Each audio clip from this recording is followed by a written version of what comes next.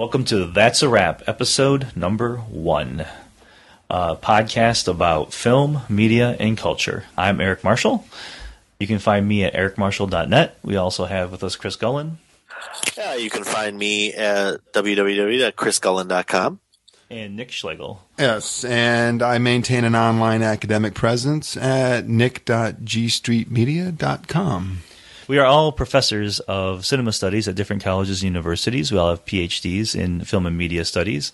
And today, in the main segment, which we call Principal Photography, we will be talking about the perks of being a wallflower, and in segment 2, the legacy of Roger Ebert, who just passed last week.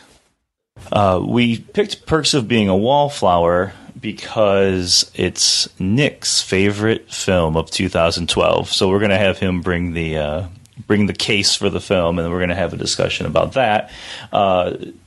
Perks of Being a Wallflower was directed by Steven Chbosky, who also wrote the novel on which it's based. It came out last year, and I'm sure a lot of you saw it. And I'm just going to jump right to Nick. So, Nick, what did you like about this film?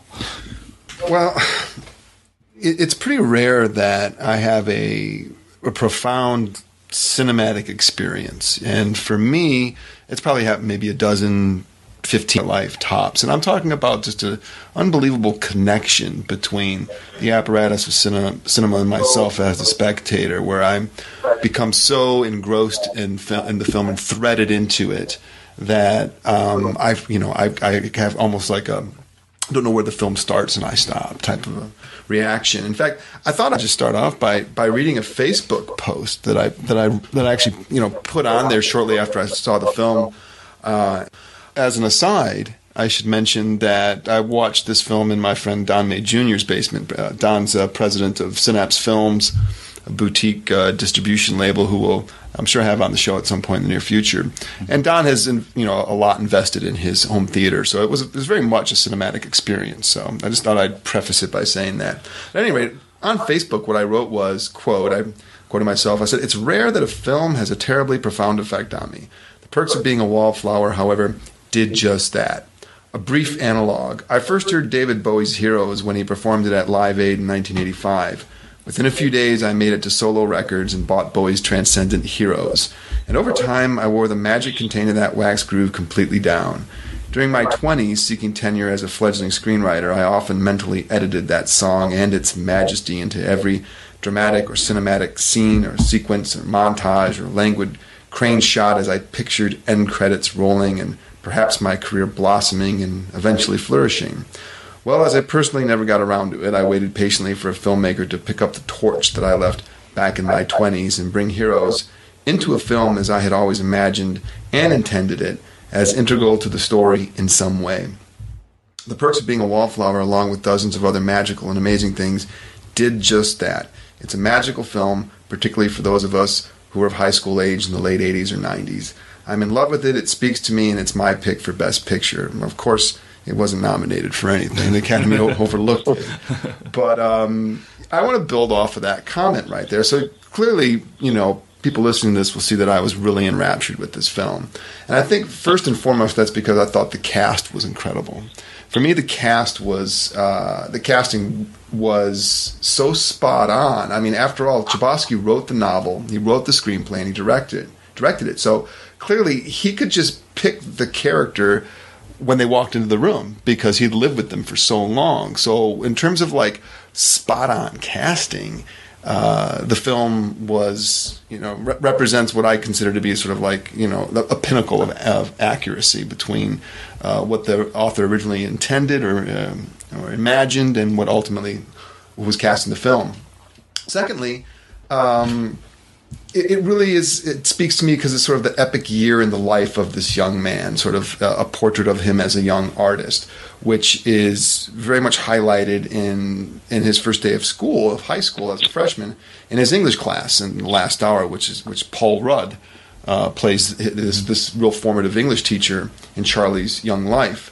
And surrounding him in the classroom are all the great authors, sort of like, so embedded into the mise-en-scène of the film, you see, Oscar Wilde in the background and Tolstoy and so on and so forth, all these familiar faces. And then, of course, above Paul Rudd on the chalkboard the writing process is there behind him, and it's a banner that actually reads pre-write, compose, evaluate, revise, which of course is can be read as a larger commentary about literature writing, screenplay writing, the whole nine yards. And so, just sort of based upon those first things, sort of like a teenage film about a portrait of a young artist, angsty. Already sort of like coming together, I was immediately taken by it. So that was, I'll start off by saying that, and then I've obviously many other things to say, but we can get some feedback from you guys just about sort of the setup of the film and how it appealed to you. What'd you think, Chris?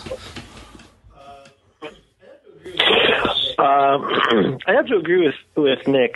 I thought every generation has its own coming of age film, and you have films like Stand By Me, which are these strong coming of age type films. I think Perks of Being a Wallflower would have to be included within that canon. The casting was spot on. I have to agree with Nick that I don't think that that it was really done justice. The only award nomination it got was a Writers Guild of America Best Adapted nomination. I think that it certainly was overlooked by pretty much everyone, Academy, Golden Globes, all of that.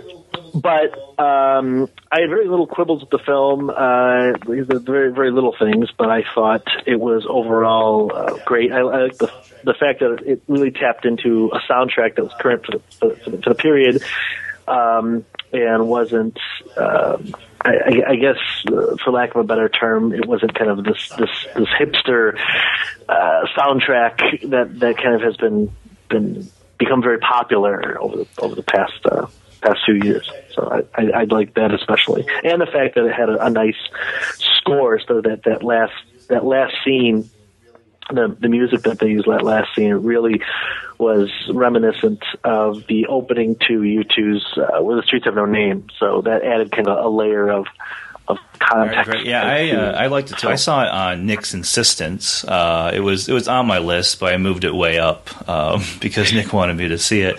I think.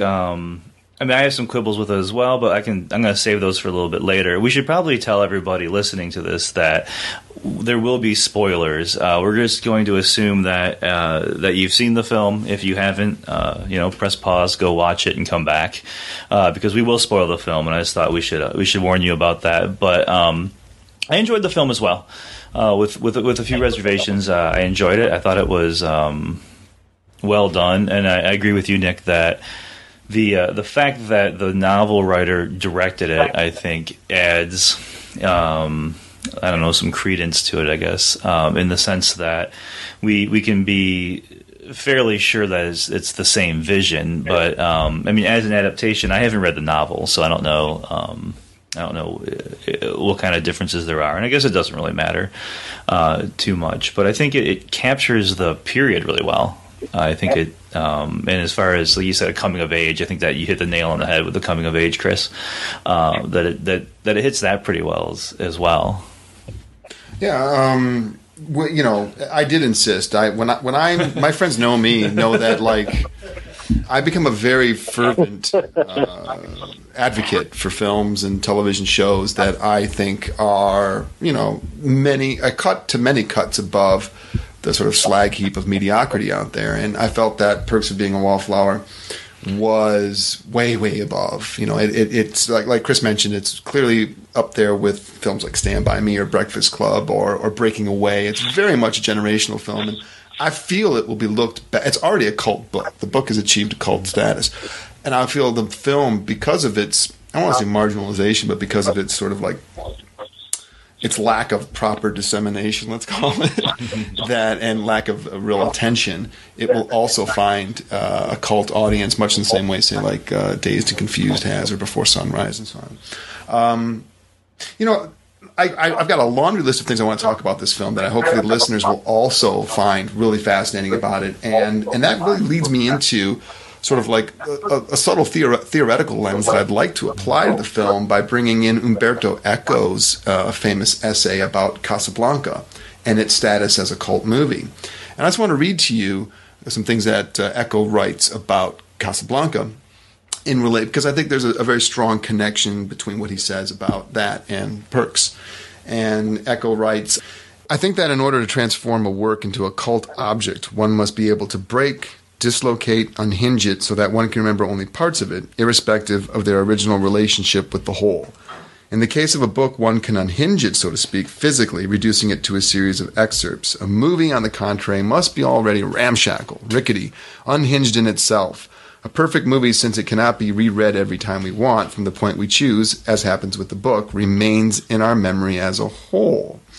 And then he goes on to he even talks about Rocky Horror Picture Show and stuff like that. But I guess what the point I'm trying to make here is that when he says that you can dislocate and unhinge a film and sort of rearrange them in the order, the scenes that you want to, and he goes on to talk about the magic frame, basically, in relationship to Casablanca. For me, Chbosky has written so many perfect moments in this film, starting with, you could start it right from when he decides to go talk to Patrick at the football game.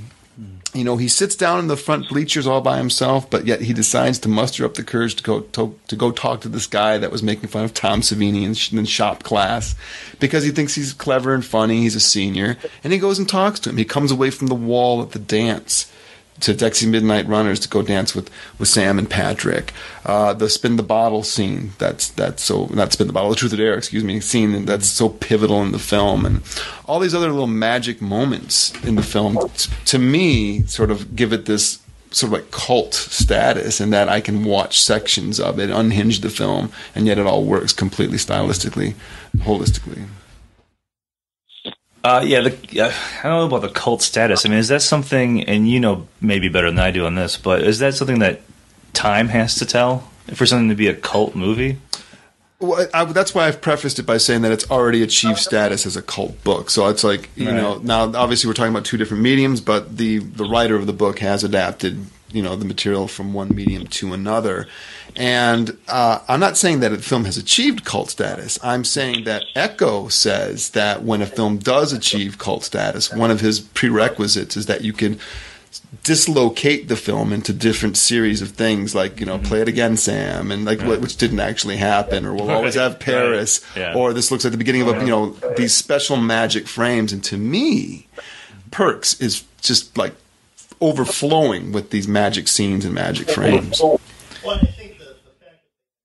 Well, I think the fact that they embed probably the most well-known, one of the most well-known cult films of all time, Rocky Horror Picture Show, within this film, it kind of lends itself to, you know, couldn't you say that cult, it's just aspiring to be a cult film by including a cult film? I mean, is it trying to ride in the coattails of Rocky Horror Picture Show? No, I think the subtext of Rocky Horror is sort of embedded into the tapestry of the themes of the film, which is don't dream it, be it, right? I mean, so instead of like being the Wallflower, he actually starts living his life. I mean, that's a scene that's recreated in the movie theater. The don't dream it, be it scene is a very big part of it. So I think, you know, it's a cult book with a cult movie in it that may achieve cult status one day, actually. So, and I don't think there's any accident that Rocky Horror Picture Show, which is a film that so many of us, little enclaves or social casts in high school definitely latched onto in high school and went to. Yeah, I agree that's the strength of the movie, is catching that some of the social groups and how you know one tries to fit in as a freshman or a sophomore and how difficult that can be. But what do you think? Like you say, a cult movie, according to Eco, you can take it apart and it's quotable. What quotes come to you from this film? Well, for me, it's not exactly just quotes. It's the actual sort of, I guess what you could say is, for me, and this is a criteria that I use in my assessment of most films on a personal level, not on a critical or academic level, but on a personal level, is the film breathes. In other words, the director, in this case the screenwriter and author of the book, has let the film be film. It just breathes. It has a respiration to it that is soothing and calming. And so when I look at these particular scenes and I like to rewatch them, I get very emotional with them, and I should share with you that the director's absolute favorite scene in the film just happened to be my favorite scene too, which was one I didn't know it was his favorite until I listened to the audio commentary. More about that in a minute, but it happens to be the first kiss scene, in which Sam and Charlie are in Sam's bedroom with a wonderful job production designer and art director did in creating that room. And that scene plays on for a little bit. It's at this Christmas party where they've all been like Secret Santas to each other, and they're she's asking him about whether or not he's had girlfriends, and it all gets down. Well, have you even kissed a girl? And the answer is no. And then in this incredibly touching and beautiful scene, which worthy of cult worship in my mind, she ultimately says, I just want to make sure that the first person that kisses you loves you. And then, of course, she kisses him. And I have to tell you, I welled up in Don's basement watching that scene because it was, for me, it was really just about simple human kindness between two people, and how that one special moment could create a lifetime's worth of memories. I mean, talk about a memorable first kiss. And that her character, who has been abused and has such a sweet and innocent guile about her, that she would be so giving of herself in that moment and says, I want to make sure that the first person that kisses you loves you. It's special. It's just special. Of course, there's many other scenes like that in the film for me. Clearly the Bowie stuff is phenomenal, and then there's the one portion we need to talk about later is clearly the Return of the Repressed, the trigger, the sex that he has with Sam that brings back all of his repressed memories, his black spots, and he has a very severe anxiety attack, which was really profound. But I'll give it up to you guys for a minute here. Well, a couple things. The first thing I just wanted to say was, like I said, I haven't read the book either, but does he actually have sex with Sam? Because it seemed to me the way the film, the implications are that he recoils when she touches his thigh, which obviously that's a gesture to the fact that he was abused by his aunt. And they laid out. It's laid out. It's the next morning, and in the audio commentary, it's. Oh, okay. All right. Yeah, I didn't see the audio commentary. There's. Okay.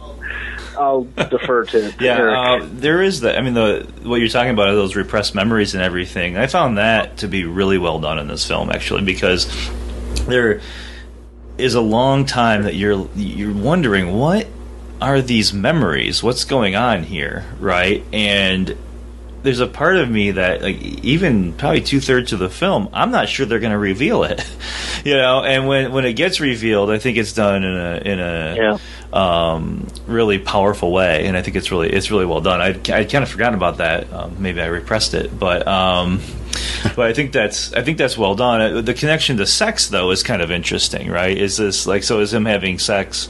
Or, even if you want to take sex out of it, establishing this relationship with this girl, is that supposed to be freeing? Is that something that releases the repressed memories? So is I view it as a trigger. Yeah, definitely a trigger.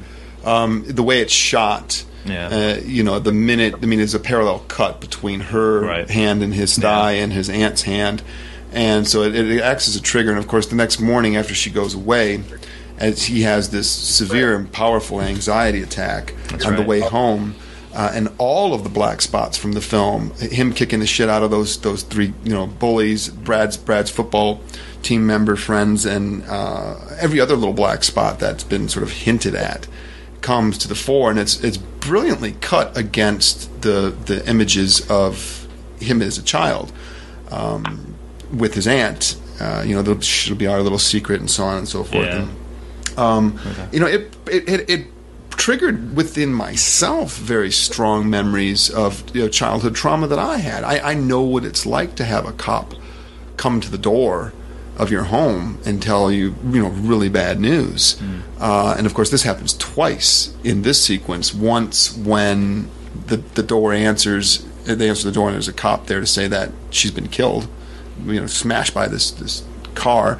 And of course, the cops break in at the end of the sequence to ostensibly save Charlie from committing suicide after he calls his sister, which is a really touching scene too. Yeah, I agree. So it's just really powerful. Suicide looms quietly in the background. You don't really know what's going to happen.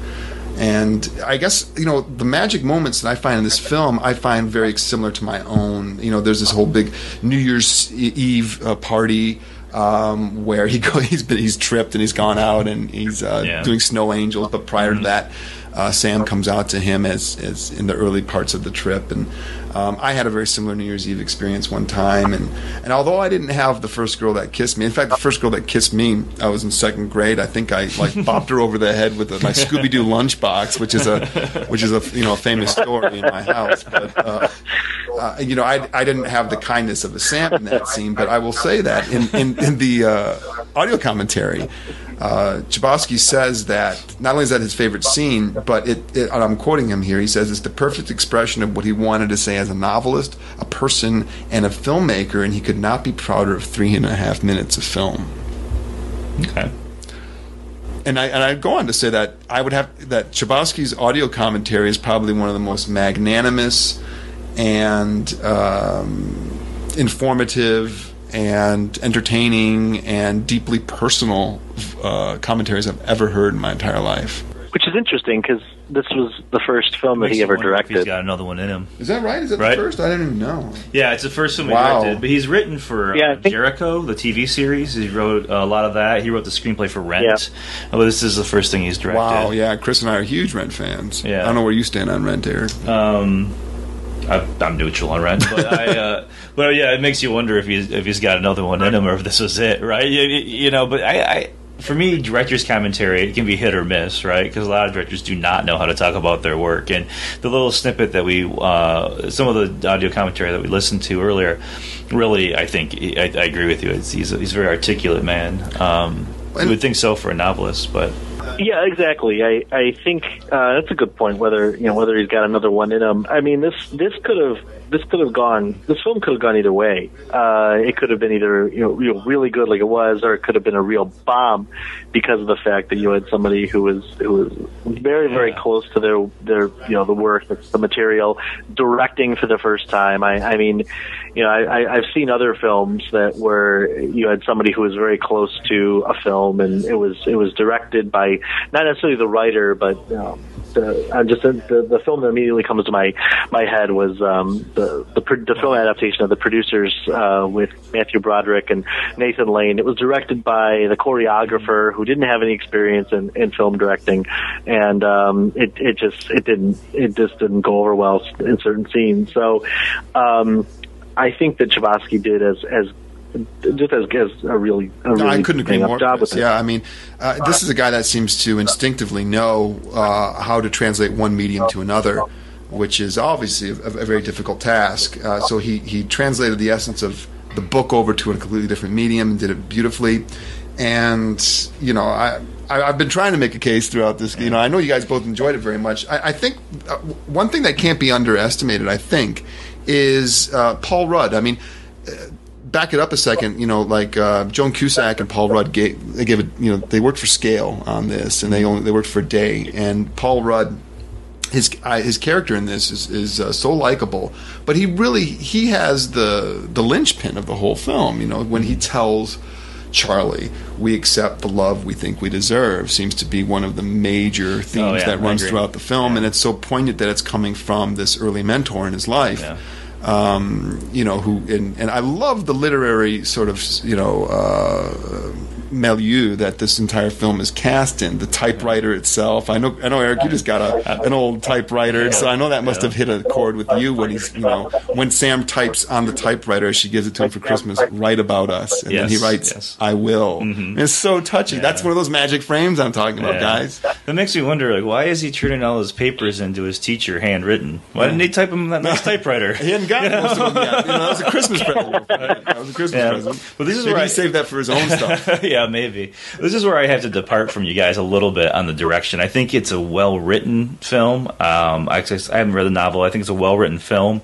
And visually, I think it really works. And I agree with you about Paul Rudd in terms of when he says, what was the quote? We accept the love we think we deserve. Yeah, we accept the love we think we deserve. I think that's a great quote, and it really wraps up a lot of the themes of the film. And I even forgive it for telling us, because I think it works as a quote, and he brings it back later because he's telling it to a kid. Right. But the thing that bothered me in this film was, I think it does have to do with him being a first-time director, is that the performances were a little over the top. It suffers from that kind of high school kind of syndrome. These are not high school kids. Nobody acts like these people acted.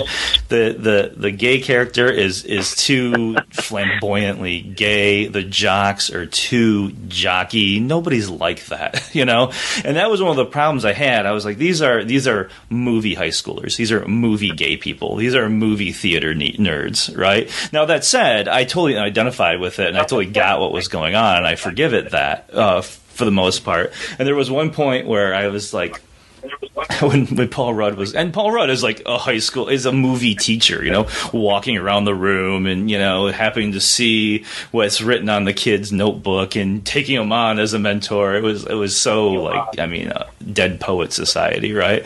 And there was a point where I was like, if I see Catcher in the Rye, I'm going to turn this movie off. And you do see it, but he doesn't talk about it, so it's okay, because I was about to be like, I'm done if he starts talking about Catcher in the Rye. So that's all I have to say. In terms of the flaws. I would agree with you 100%, Eric. I would just say that I don't find them as flaws. You're dealing with archetypes in a film like this, obviously. I mean, take away that from Stand By Me or The Breakfast Club or Dead Poets, which were all hugely successful. And it's funny because in the audio commentary, Chbosky says that Breakfast Club is his favorite, high school film, and followed very closely by Dead Poets, which I think maybe even said that Dead Poets replaced Breakfast Club. I think using archetypes to bring us into this world, this character study of Charlie, is fair.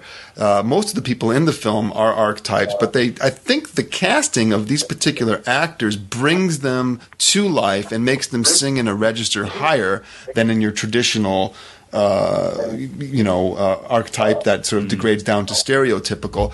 Your points are all valid, and I agree with them. I just say that for me, it wasn't a big deal because ultimately I cared so much about Charlie that none of that shit really mattered. And I agree with you on that. Yeah, I agree with you that the characters that get drawn out are drawn out well enough to overcome the archetype issue. Overcomes it. And so we're in agreement on that. That I guess that if I was going to say something, I would say, "Yep, I'm with you on that." It's just that it wasn't. It's like when, in this case, it's when somebody's arguing about sort of like narrative causality, and I go, that's not really important to this film or something like that. Mm-hmm. I kind of feel that these archetypes, while you're absolutely right, just didn't bother me. It kind of like I saw past it. I concur. I think Eric brings up a really good point. The acting is at times hyperbolic. I don't know if I would completely agree that narrative causality is not a big deal or should be ignored. I say narrative causality and like La Ventura or something like that. When a student says like, wait a minute, what happened to the? It's like it's not really the point of the film. So if like somebody said to me that a song that was in this film didn't come out until a year after 1991 or something. Right. So, that's not really what the film's about. Narrative causality to me. Yeah, I mean, let me rephrase that by saying, not for this movie. Yeah. That's true. That would be kind of a bullshit quibble with the film. The one quibble I had with the film was, and it seems to set Charlie's character motivations in motion, happens fairly early on when he blurts out the fact that his best friend committed suicide, and Sam runs into the room and she acts shocked, and they have this opportunity, but then they drop it. They never address it for the rest of the film, and instead they shift. It seems to almost shift from him talking about his best friend's suicide. He mentions it to Sam, and then it just shifts to his aunt. and I think that they just, that whole blip could have been completely omitted. Maybe if he had said something to the effect of, instead of "my best friend committed suicide," my aunt just died, or my aunt was just killed horrifically, or something of that nature. They brought it up and they didn't do anything with it, and that was just kind of a. Yeah, I didn't like that. I don't really have a response to that. I think that's a very valid point. I would say that I could possibly explain it in a couple of different ways. One, it sets up the specter of suicide, which will then run as an undercurrent throughout the film, leading up to when Charlie looks at this knife at the end of the film, and you don't know whether he's going to kill himself or not. So like the specter of suicide is there, very present in the film, and not specifically explicitly addressed. It's sort of running in the background. And there was a second thing I was going to say about that, but and what was the other point you made? Was it just about that? I can't remember. Yeah, I mean, that was my point. They could have done without it, and I think that when he glances at the knife, he has been. All right, let's accept that he does have sex with Sam. He's thrown into enough of an emotional breakdown where we see what's going to happen. We see as he's moving throughout the house. Don't forget. It's almost, people are expecting that he's going to look at a knife and say, this is the next thing that's going to happen. Film. So, I know what I was going to say. That also, speaking of narrative causality, the scene where you're talking about when Sam comes up to him and says, goes to Patrick and says, Charlie's best friend just killed himself. It gives them a reason to sort of take him under their wing. Yeah. I mean, from a narrative standpoint, it gives them causality to that. Secondly, don't forget the expert editing in that sequence during his anxiety attack or his panic attack. He enters the kitchen, and as he's entering the kitchen, we cut back to him as a little boy entering the kitchen, walking up to his aunt, and you can see the scars on her wrist when she tried to kill herself because she was a victim of childhood sex abuse. I mean, it's not that. I think it's very well thought out, guys. I think that there's a lot going on here that maybe repeated viewings will reveal. Do you think we should give Nick the last word on that and move on to Roger Ebert, or is there more? I think I have nothing else to say other than the fact that I was also brought into this film by Nick. It was on my to watch list, but Nick insisted that I watch it just like Eric, but I'm glad you did, because it was an absolutely wonderful film. It was profound.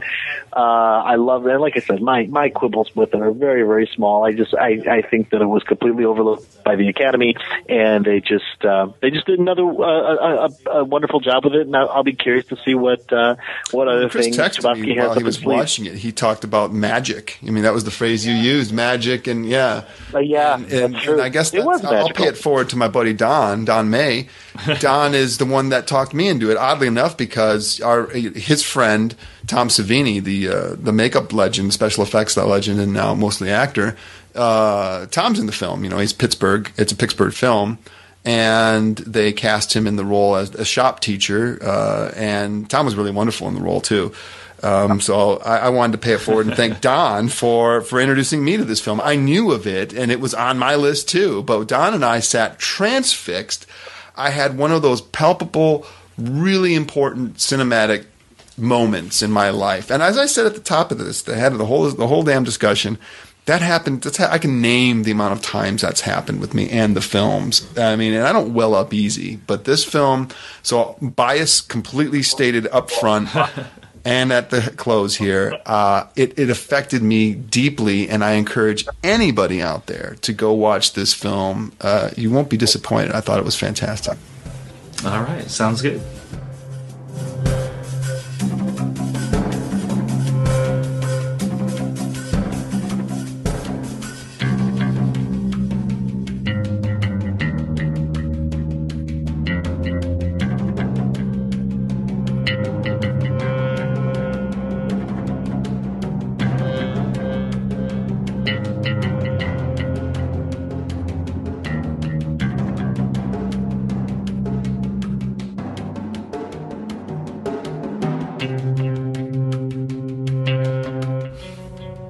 Welcome to segment 2 of Principal Photography. We are going to be talking about Roger Ebert, the legacy of the great film reviewer who just passed away last week. For me, Roger Ebert, I remember him from from his TV show, from the Siskel and Ebert TV show. And, you know, we all know the 2 thumbs up, thumbs down and all that. And, you know, he's just such a part of movie culture and just popular culture over the last many decades. For me, I have a love-hate in a way with not just with him, but with reviewers in general. And I speak as someone who reviews movies from time to time.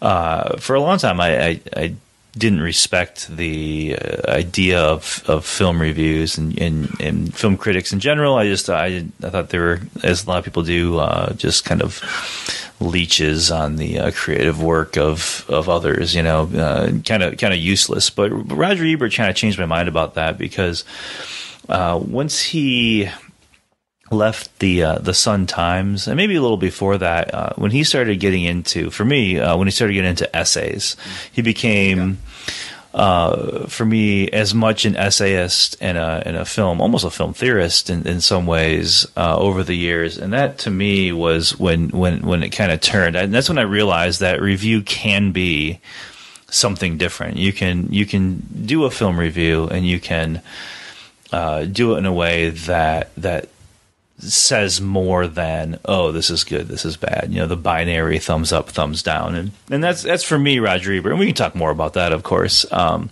you know, I love a lot of his later stuff, and he'll be sorely missed, I think, in the film world. Well, what do you guys think? You want to go, Chris? You want me to go? Okay, well, you know, I'm with Eric on this. I have a love-hate relationship with Roger Ebert. Just as I have a love-hate relationship with one might call it the parasitic trait of reviewing in general, which clearly we all know that there's a finite amount of time and money in life, and the critic exists so that he or she can help make decisions for you based upon some set of criteria of good or bad and tastes and so on and so forth. I found myself so often agreeing with Roger Ebert over the years about so many things, but when I disagreed with him, I mean, I thought he was, you know, completely crazy about stuff sometimes. Specific examples I want to get into after Chris talks here, but he will be missed, and as Eric rightly says, as an essayist, few, you know, paralleled him, I think, in terms of just sheer prodigious output and the sort of personalization of film reviewing. He made it a very personal project, which endeared me towards him. Yeah, Chris? I'm going to concur with both of you. I remember watching on Sunday nights. It was, you know, Siskel and Ebert at the movies, and then after Siskel passed, it was Ebert and Roper at the movies. And you know, it seemed that with his essays, Roger kind of he bridged that gap between the film scholar and, you know, the popular viewer, you know, with some of his work, and he had a tremendous amount of foresight. And, you know, once we talk, I have a couple of favorite reviews that he did that I think display a good bit of wisdom about the industry, about Hollywood, and about bridging the viewer and the film. Yeah. Eric? So, what are your favorites? Why don't we do that? What are your favorite reviews, Chris? I have two favorite reviews. The first one is a review he did for Jurassic Park, and don't get me wrong, I love Jurassic Park. I think it's a fun movie. It's way better than Carnosaur. Which preceded it and attempted to kind of attempted to compete with Jurassic Park. But what Jurassic Park, you know, Spielberg gave us, you know, and Ebert talks about this. Spielberg gave us what we wanted. It was a dinosaur movie, and it proceeds into this kind of monster movie, and I'm gonna quote from Roger Ebert here. in his review where he says, think back, quote, think back to another ambitious special effects picture from Spielberg, Close Encounters of the Third Kind. That was a movie about the idea of visitors from outer space. It inspired us to think of what an awesome thing it would be. It was a movie that had faith in the intelligence and curiosity of the audience. I have the uneasy feeling that if Spielberg had made Close Encounters today, we would have seen the aliens in the first 10 minutes, and by the halfway mark, they'd be attacking Manhattan with death rays. And I think that was, and that's from June of 1993. And I think we have seen that come to roost in Hollywood with this obsession with 3D special effects. I mean, look at Avatar. My biggest criticism of Avatar is, it was Dances with Wolves with really cool looking Smurfs, and this obsession of 3D, and Disney is, of course, very, very guilty of this, where they take Finding Nemo, a great movie on and of its own, and they force it into 3D, and there's this visual orgasm that the audiences need to get from seeing 3D, and all of these wonderful effects pop out of us. And I think that's a really, his review of Jurassic Park really hit that home and was telling as to what I think was going to happen in Hollywood. It's interesting, Chris, because he has a one of my favorites of his is from January 23rd of 2011. He says, "Why 3D doesn't work and never will. Case closed." And he has and he talks about merch and the science of 3D, but then he also has his review of Jurassic Park 3D, where he says it's the best 3D conversion he's seen, right? And I agree with him on that, Right. But, right. Yeah, so that's great. Yeah, that's good. What about you, Nick? Do you have a favorite Ebert review? Actually, I do. I mean, before I get into some of the aspects about Roger that kind of infuriated me over the years, and pretty much everybody I know, when I query them about Roger Ebert, they talk about this love-hate thing going on. So it just seems symptomatic of his name, Roger Ebert. Conjures up images of agreement and disagreement, like you said, with his sort of like gladiatorial Caesar thumb up or thumb down. Movies are a bit more of a gray area than that. But I remember, when you and I went and saw The Tree of Life, how provocative a film that was and how divisive a film that was. When we saw it in Royal Oak, there was a sign that said, refunds will not be given after the first 15 minutes. So remember that, Eric? Yeah, that was awesome. That was we great. actually took pictures of that. But I immediately went home that day, and this says something that I went to Roger's website to actually look this up, because I trusted in and had a fondness for the personal aspect of his reviews. So I wanted to read a little bit from his review of Tree of Life. He writes in part, Terrence Malick's The Tree of Life is a film of vast ambition and deep humility, attempting no less than to encompass all of existence and view it through the prism of a few infinitesimal lives. The only other film I've seen with this boldness of vision is Kubrick's 2001 A Space Odyssey, and it lacked Malick's fierce evocation of human feeling. There were once several directors who yearned to make no less than a masterpiece, but now there are only a few. Malick has stayed true to that hope ever since his first feature in 1973.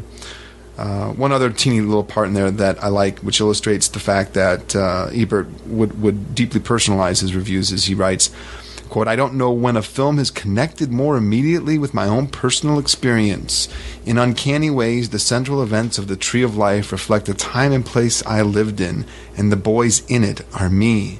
If I set out to make an autobiographical film, and I had Malick's gift, it would look so much like this. I thought, gosh, that kind of ties into our first segment tonight about being a wallflower. I had a very similar response. So you can see how connected I am to this particular review. Yeah, we can totally see that. And those are great quotes, and from a great review about a great film, right? And you've hit on exactly what I like about Ebert when he does the personal and ties it to the film, and I think that's something that a lot of reviewers are afraid to do, and maybe rightly so. Maybe they're not very good at it. Maybe it's not a good idea for a lot of people. But he's drawing on decades of film viewing and film reviewing and of experience. One of my favorites is when he talks about Werner Herzog's Aguirre Wrath of God. It's a pretty straight review, actually, and it goes very deeply into the film. But he says, he talks about seeing it originally and then reviewing it, and he talks about how he doesn't feel like he saw the film the first time, in things like that. And I like when he revisits things like that, or when he used to revisit things like that, I suppose. But he's it's such a corpus of work that he leaves behind, and it's pretty amazing stuff. And he was also, we should note, he also was a champion of other reviewers. If you go to his site at RogerEbert.com, he finds bloggers and reviewers from different cultures, different countries, things like that, and showcases them on his blog. So he's also he was a big supporter of writing and reviewing in general, and just not to hog the the whole thing, but he was certainly somebody who embraced technology. He was, when he lost his power of speech, his blogging became even more prolific, and he was on Twitter all the time, all his social media stuff. Even a reviewer being on TV when he was on TV was kind of cutting edge. So somebody who was not afraid to take technology and do what he was doing with it. The thing that hasn't been mentioned much in the eulogies that I've come across, but like from people like Leonard Maltin and other things like that, is just how much of a part of film history Ebert was. There's two very famous things happened very early in his life, which I've talked about in class and other things, and that is one, his very famous review of Night of the Living Dead, which he wrote for Reader's Digest. Reader's Digest, yeah. I mean, it had the inadvertent effect of actually bolstering box office. When you get negative press, that's very often a byproduct of it. However, it's a very famous piece that tied into the MPAA, and that how the film was being, played in matinees where children could go in and see it, and it was a very, very famous piece. And he became a big admirer of George Romero's, without question. And of course, there's his championing of Bonnie and Clyde when the rest of the world was, not the rest of the world, but when some of the major media outlets at that time, Time and Newsweek and so on, and of course the famous firing of Bosley Crowther over the whole thing. Roger said, "I don't know what film these troglodytes in their ivory towers are watching, but it's certainly not the Bonnie and Clyde that I saw." And of course his screenwriting cred for one of my idols, Russ Meyer, and Beyond the Valley of the Dolls. But that ties, but it ties into something else I wanted to say very, very briefly, because I know Chris wants to say something, and that's that he sort of became what he beheld in a certain regard, because just like Pauline Kael sort of eventually became the stiffened critic that was slowly losing touch with what was contemporary as she aged. And I bring this up because of Bonnie and Clyde, obviously, of which she was a major champion and op-edited for.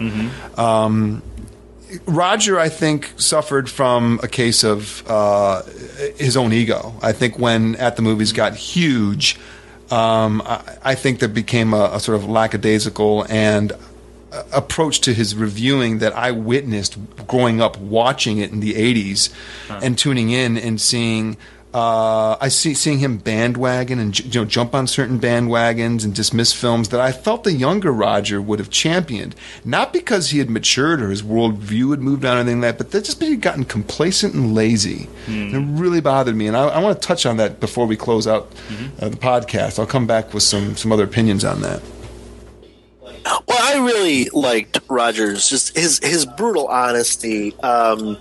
And the one review when it comes to that is so funny, because I think a lot of his bad reviews were almost as entertaining to read as his good ones. And when Pat Goldstein of the LA Times lambasted Rob Schneider for Deuce Bigalow, European Gigolo, and so it was just a bad film. And then Rob Schneider comes back and takes out these full page ads saying, you haven't won the awards, you have never won a Pulitzer. And then Ebert came back and said, you know what, as somebody who has won a Pulitzer, I can confidently say, Mr. Schneider, your movie sucks.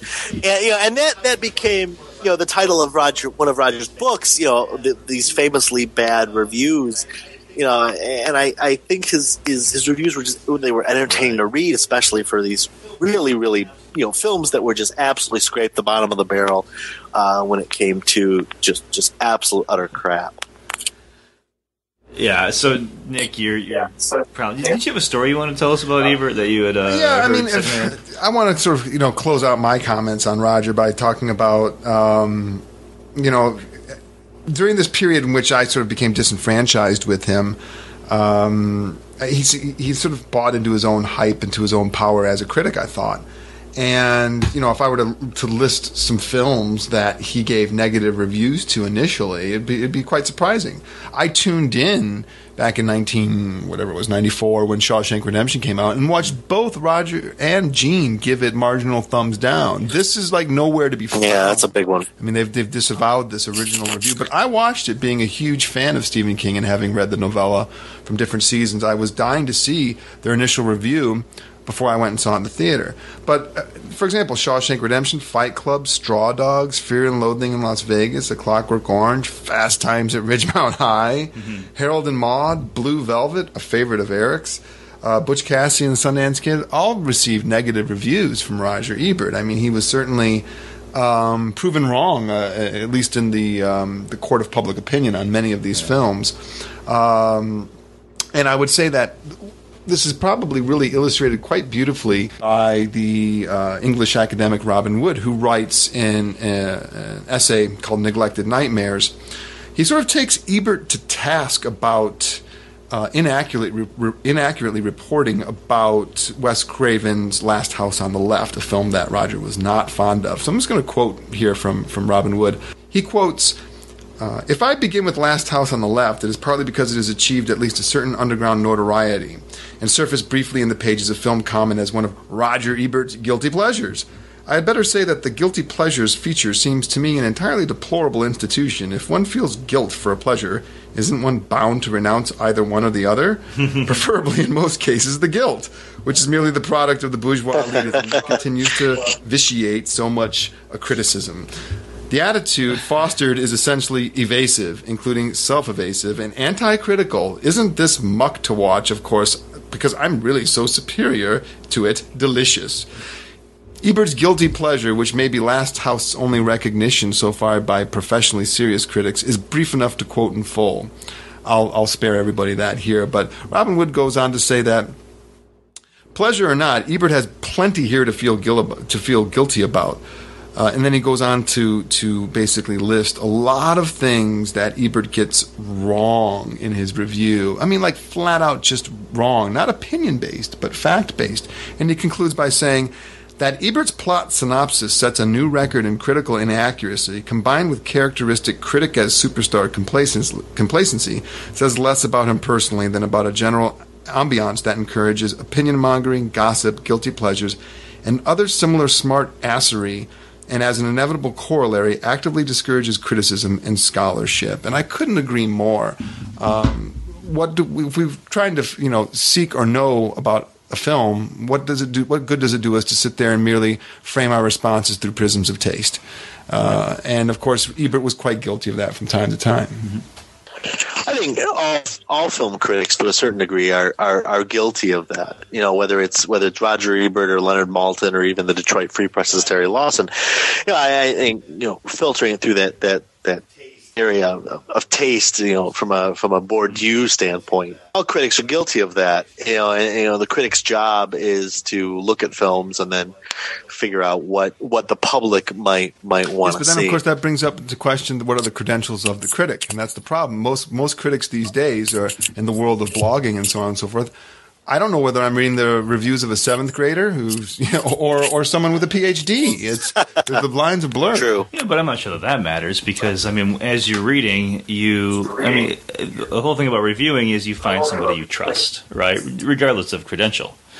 I know a lot of people with PhDs who I would not listen to for film recommendations because we just have different tastes. Because it does, unfortunately, come down to taste, and that for me is it's a matter of how do you justify your taste, or how do you articulate what is good or bad or worthwhile or whatever about a film. We can go back to our last segment for that, right? In a certain way, there's no taste. You can't take that out in a certain way when you're doing film criticism and film reviewing, and they serve a particular function. It does privilege, though. That's the thing. I mean, Bourdieu was talking all about like classifications of taste. Oh, sure. And a hierarchy of so I mean that certainly plays into it. I mean that sort of like to some degree demeans low culture. Then, sure. Yeah, that's true. Of course, those who know me and know that I partially live in low culture, at least with regard to taste and my scholarship. Right. Yeah, no, that's a very good point, and I agree with you. There's a lot of shit out there now, right? But there was always a lot of shit out there. Well, that's true. Even when it was being published in newspapers and journals. The anecdote was that my friend, the author Ted Okuda in Chicago, had sent me, and then we'll have Ted on the show in the upcoming the near future. Is Ted's a well-known author who lives in Chicago, and a long time ago, we used to work in Tower Records when we still had Tower Records. And I'll quote from him. He said, Ebert had a home in Lincoln Park, not far from the Tower Records I worked at, and he dropped by on a number of occasions. The one I remember best is when I was setting up a display of the latest edition of the Leonard Maltin Guide in the video department. As I was arranging the books, I heard a voice say, "What's the matter? Don't you support the home team?" It was Ebert, smiling. He added, I have a guidebook too. I told him I would gladly go to the book section and get copies of his book as well. Then I got caught up helping a customer who had a laundry list of titles, checking on their availability. By the time I finished with that customer, Ebert had gone to the book section, got 4 or 5 copies of his book, which he autographed, and set up the display himself, and did a better job of it than I could have. I thanked him, and he chuckled. "No problem," he said. "When you're a writer, you've got to go that extra mile to sell your book." And that's the end of the anecdote. I think it's a very telling one. But then Ted had also told me that very recently in the Chicago Reader, which those of you who are familiar with Chicago, that there was which is a very popular a newspaper. He said that Andrea Granville had recently written a piece about Roger, and it was called Ebert Off Camera. And it's sort of just a veteran Siskel and Ebert producer discussing her memories of the real Roger. So he kind of sent me that anecdote, but then also felt compelled to send me something that was also, really gave a real essence of the guy. Basically saying that he was a pretty interesting fellow off screen when no one was listening. He could be, Which we can definitely put in the show notes. We can put a link to that in the show notes for people to read as well, right? Yeah. Sure, absolutely. As well as those YouTube clips of him and Siskel arguing. Outtakes, yes. They're famous arguments. So, yeah, certainly there were many sides to the man, right? Just like there are to all of us, right? Indeed.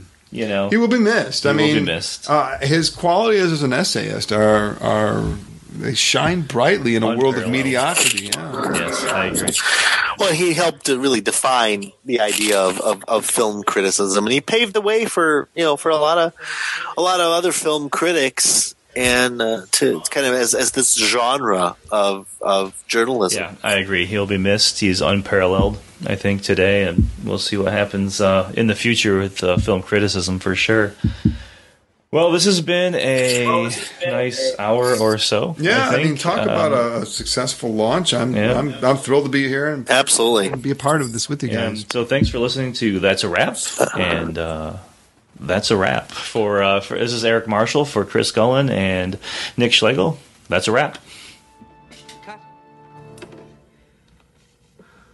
That's a wrap.